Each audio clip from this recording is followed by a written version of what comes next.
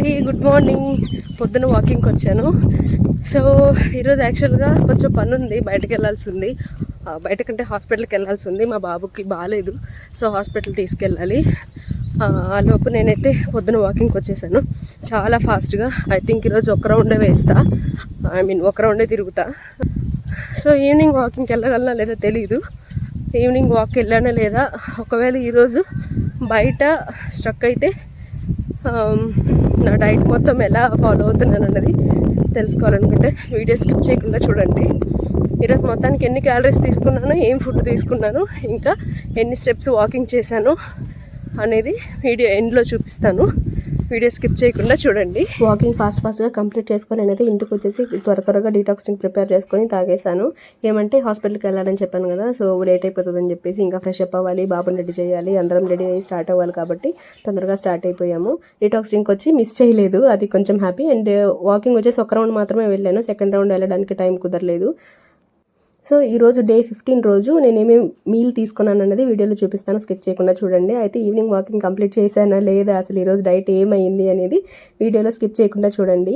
మేము ఇంటి దగ్గర స్టార్ట్ అయ్యేటప్పటికి 9:30 అయిందనమాట. అయితే ఇంకా కొంచెం దూరం నేను మ్యాక్సిమం ట్రై చేద్దాము ఎంతవరకు ఫాస్టింగ్ ఉండగలం అన్నట్టు. నా టైం బేసిక్గా 10:30కి తినాలి కదా నేను, కానీ ఇంకా కొంచెంసేపట్లో మేము హాస్పిటల్ రీచ్ అయిపోతాము. ఇంకా అక్కడికి వెళ్ళిన తర్వాత తినడానికి అవ్వదు, ఇంకా మరీ లేట్ అయితే ఎసిడిటీ ఫామ్ అవుతుంది.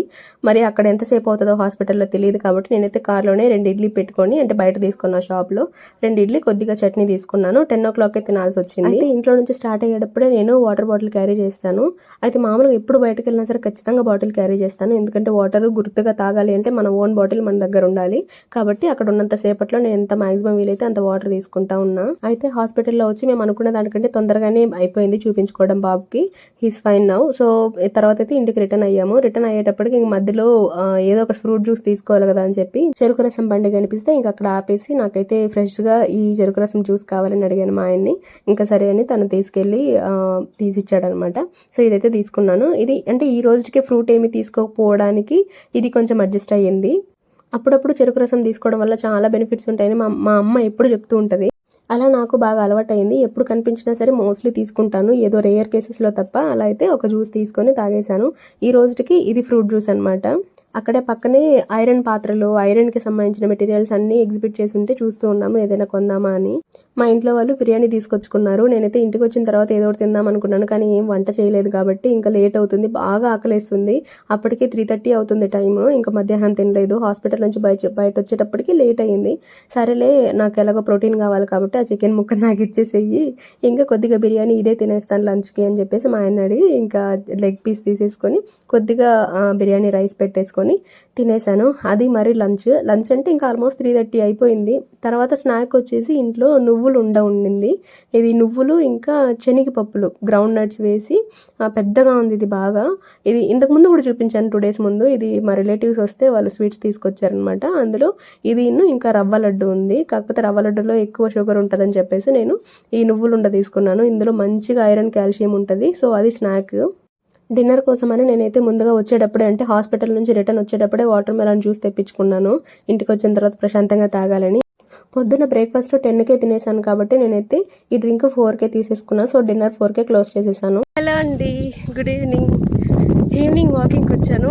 పొద్దున ఒక రౌండే వాకింగ్కి వచ్చాను కదా, కాబట్టి నాకు ఒక 5000 స్టెప్స్ మాత్రమే కవర్ అయింది. అంటే అన్ని స్టెప్స్ మాత్రమే వాకింగ్ చేయగలిగాను. పొద్దున హాస్పిటల్కి వెళ్ళాల్సిన పని ఉంది, మా బాబుకు బాగాలేదని చెప్పాను కదా.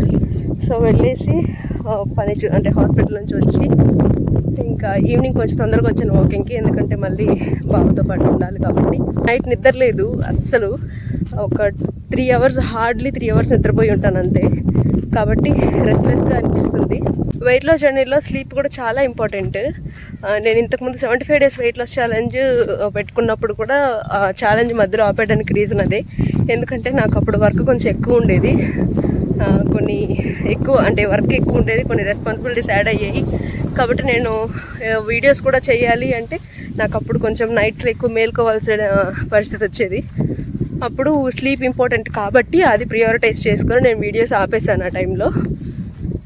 ఇప్పుడు ఈ 21 daysలో ఇప్పటిదాకా ఓకే, కానీ ఈరోజు నైట్ స్లీప్ లేదు, రేపు కూడా ఉండకపోవచ్చు, ఈరోజు నైట్ కూడా అట్లే ఉండొచ్చు.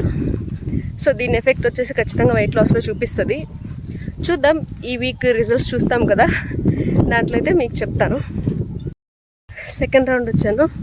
ఫస్ట్ రౌండ్కి ఆపేస్తానేమో అనుకున్నా, నిద్ర లేకపోవడం వల్ల కొంచెం టైర్డ్గా ఉంది. కానీ పొద్దున కూడా ఒక్క రౌండ్కి ఆపేసాను వాకింగ్ అని చెప్పి.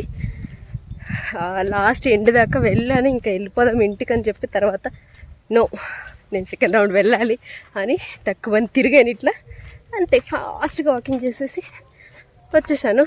అలా నన్ను నేను బాగా పుష్ చేసుకొని మంచిగా వాకింగ్ కంప్లీట్ చేసుకున్నాను. ఎందుకంటే పొద్దున కూడా ఒక రౌండే వెళ్ళాను కాబట్టి తక్కువే స్టెప్స్ కౌంట్ అయ్యాయి.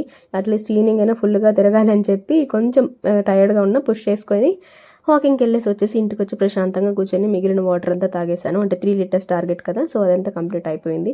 సో ఈ రోజు మొత్తానికి నేనైతే క్యాలరీస్ మెయింటైన్ చేయగలిగాను. ప్రోటీన్ తీసుకున్నాను అండ్ ఫ్రూట్ జ్యూస్ తీసుకున్నాను. అలాగే వెయిట్ నేను అప్డేట్ చేయలేదు, ఈరోజు అప్డేట్ చేశాను 63 అనేది. తర్వాత స్టెప్స్ వచ్చేసి అంటే పొద్దున ఒక్క రౌండ్ తప్పింది కదా కాబట్టి 3K దాకా తగ్గింది, లేకపోతే 15,000 స్టెప్స్ కవర్ అయ్యేవి. సో ఎలాగోలా అట్లీస్ట్ ఇది మేనేజ్ చేశాను. సో ఫైనలీ డే 15 మొత్తం ఇలా గడిచింది. అసలే ఏమీ చేయకపోవడం కంటే మన వల్ల అయ్యింది ఎంతో కొంత చేయాలి అనేదే నా టార్గెట్. అలా అయితే ఈరోజు హ్యాపీగా కంప్లీట్ చేసుకోగలిగాను. నెక్స్ట్ వీడియోలో మళ్ళీ కలుద్దాం. Until then bye bye.